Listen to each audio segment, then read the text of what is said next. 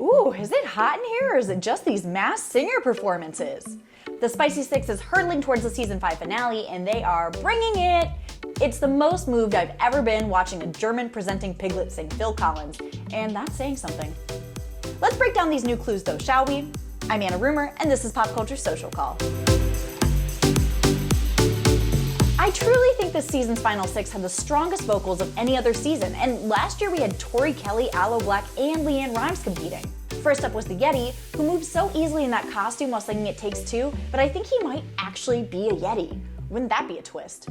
Well, if it's not a real cryptid, Omarion is my guess. He's got a song called Icebox, he was raised by his mother and grandmother, aka his tribe, and he's got 2 kids, including a daughter, which he mentioned in this new clue package. Robopine was next, and it is unfortunately his last performance on the show, so keep watching for all the unmasking tea. His rendition of Water Runs Dry was beautiful, and he dedicated it to someone he loved dearly and worked closely with on a project that is no longer with us. There were some books and a comedy and tragedy mask in his clue package, but I don't want to give it away too early, so hang in there. Piglet, bring the power ballad with Against All Odds. I know he impressed me with that performance, and he definitely impressed the judges. Could we be looking at our season 5 champion? I know, I sound like a broken record week after week, but it's Nick Lachey.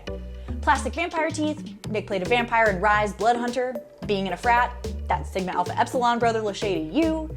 There was also a mention of catching a touchdown from Dan Marino, which Nick Cannon latched onto right away.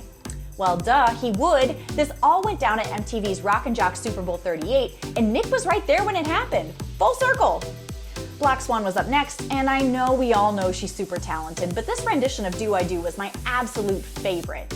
She's given us versatility this whole season, and that's because it's JoJo. Vermont was a new clue, and that's where JoJo was born, and the hint about her breaking Mariah Carey's record goes all the way back to 2006, when JoJo's Too Little Too Late broke the record for biggest jump into the top 3 on the Billboard Hot 100 chart, previously held by Miss Mariah's Loverboy. I know, it's a burden being this good at the game. Welcome to the stage, Russian Dolls, and look, there's only 2 today. They nailed Shallow and managed to convince me even more that they're Hanson. Even with all this doll trickery, there's no hiding those vocals, and the nickel and the dime equal 15, the total number of children all the brothers have. I don't know what that gold thing is. A pocket watch? A tea strainer? Still Hanson. Chameleon transformed completely into the Lizard King this week with Put Your Hands Where My Eyes Could See, and seriously, the flow with this guy is unmatched, and that's because it's for sure Wiz Khalifa. He made reference this week to being a military kid, just like Wiz, and the brownies for sale clue is clearly referencing the whole Hotbox by Wiz thing last year that delivered brownies to people during quarantine. It's time to say farewell to the Robopine, which is sad because I really thought he could make it to the end with that voice, and also fine, because I guess he was like a month ago. That's right, it's Tyrese Gibson hiding behind that mildly scary mask. And he said he did the show so he would have something to share with his daughters, which is super sweet. His clue package this episode was clearly all about the late Paul Walker, and now I'm extra sad that he's gone. Robopine, come back! But maybe leave the mask behind.